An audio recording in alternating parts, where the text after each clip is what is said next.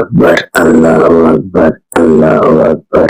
আসসালামু আলাইকুম আব্বু, কি করছেন আপনি? এই তো তাসবিহে ফাতিমি পড়ছিলাম মা রাদিয়া জান্নাত। তুমি কি ফজরের নামাজ পড়েছো মা?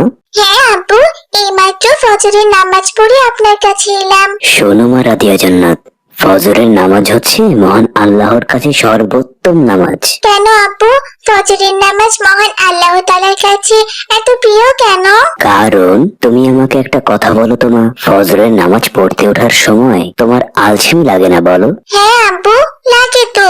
মাঝে মধ্যেই তো ইচ্ছে করে ফজরের নামাজ না পড়তে, আর আমার তো ঘুমই ভাঙতে চায় না। আবার ঠান্ডা পানি দিয়ে অজু করে নামাজ পড়তে হয়। ও বাবা, মাঝে মাঝে যে কি বিরক্ত লাগে। হ্যাঁ মা, তার জন্যই তো ফজরের নামাজ এত বেশি গুরুত্বপূর্ণ। কারণ ফজরের ওয়াক্তের সময় শয়তান আমাদের বেশি ধোকায় ফেলে দেয়। সে আমাদের বারবার করে নিষেধ করতে থাকে আমরা যেন ঠান্ডার মধ্যে উঠে নামাজ না পড়ি।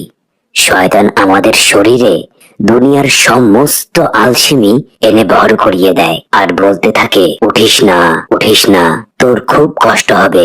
এত কষ্ট করে নামাজ পড়ার কি কোনো দরকার আছে? তার জন্য কি আব্বু ফজরের নামাজ আল্লাহ তাআলার কাছে এত বেশি প্রিয়?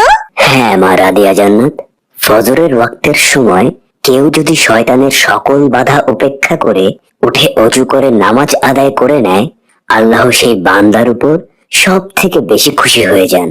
মহানবী সাল্লাল্লাহু আলাইহি ওয়াসাল্লাম বলেছেন, ফজরের 2 রাকাত নামাজ দুনিয়া এবং দুনিয়ার মধ্যে যা কিছু আছে সব কিছু থেকে উত্তম।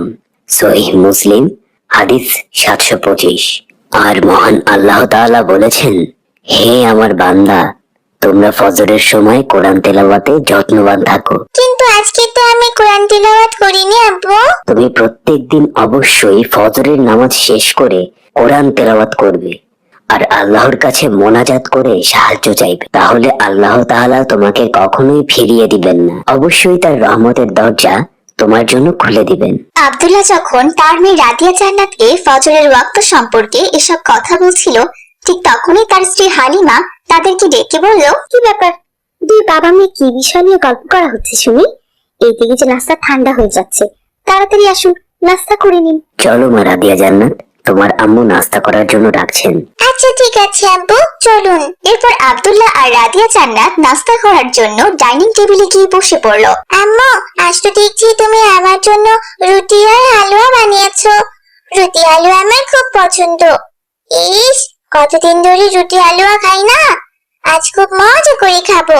তাড়াতাড়ি খাওয়া শুরু করি। এরপরে রাদিয়া জান্নাত রুটি আর হালুয়া খেতে ধরলো। তখনই তার মা হালিমা বলল, কি ব্যাপার মা রাদিয়া জান্নাত, তুমি কি করছো? কেন আম্মু, আমি তো রুটি আর হালুয়া খাচ্ছি। আমি সেই কথা বলছি না রাদিয়া জান্নাত, রুটি আর হালুয়া তো আমি তোমার জন্যই তৈরি করেছি, তুমিই তো খাবে। কিন্তু খাওয়ার আগে তো কিছু সুন্নত কাজ আছে, সেটা কি তোমাকে করতে হবে না? কি বলছো কি আম্মু? রুটি হালুয়া খাওয়ার আগে আবার কিসের সুন্নত কাজ আছে বলো তো? কি ব্যাপার রাদিয়া বাবা, মেয়েকে কোনটা সুন্নত, কোনটা ফরজ, কোনটা মুস্তাহাব, এগুলো আপনি শিক্ষা দেননি? আমি তো ভেবেছিলাম রাদিয়া মনে মনে হয়তোবা সুন্নত কাজগুলো পালন করছে। না হালিমা, ওকে খাওয়া শুরুর সুন্নত এখনো শেখানো হয়নি। এটা কোনো কাজ করেছেন আপনি? মেয়েকে খাবারের সুন্নত শিক্ষা দেননি? আচ্ছা, ওকে আমি শেখাচ্ছি। শোনো মা, প্রত্যেক কাজ শুরু করার আগে ইসলামে অবশ্যই কোনো না কোনো নিয়ম আছে। যেমন কোনো কাজ শুরু করার আগে প্রথমে বিসমিল্লাহির রহমানির রহিম এই দোয়া পড়ে শুরু করতে হয়। বিসমিল্লাহির রহমানির রহিম বলে খাবার শুরু করতে হয় আম্মু? এটা তো আমি জানতাম না। আচ্ছা আম্মু, বিসমিল্লাহির রহমানির রহিম বলে খাবার শুরু করলে কি ফজিলত হয়? আমি বলছি মা রাদিয়া জান্নাত, বিসমিল্লাহ বলে কোনো কাজ শুরু করা সুন্নত, আবার কোন কোন আলেম ওলামা এটাকে মুস্তাহাব বলেছেন। ইসলামী শরীয়তের মূলনীতি হলো প্রত্যেক ভালো কাজ শুরু করার আগে অবশ্যই বিসমিল্লাহির রহমানির রহিম বলে শুরু করতে হবে। আল্লাহ তাআলা তার পবিত্র কোরআন মাজিদে ইরশাদ করেছেন যে, যেসব প্রাণীকে খাওয়ার জন্য আল্লাহর নাম নেওয়া হয়নি তোমরা সেগুলো ভক্ষণ করো না, কারণ তাতে গুনাহ হবে। সূরা আনাম আয়াত 121। কি বলছেন কি আপু, বিসমিল্লাহর বরকত এতটাই? হ্যাঁ রাদিয়া জান্নাত, তোমার আব্বু ঠিকই বলেছেন।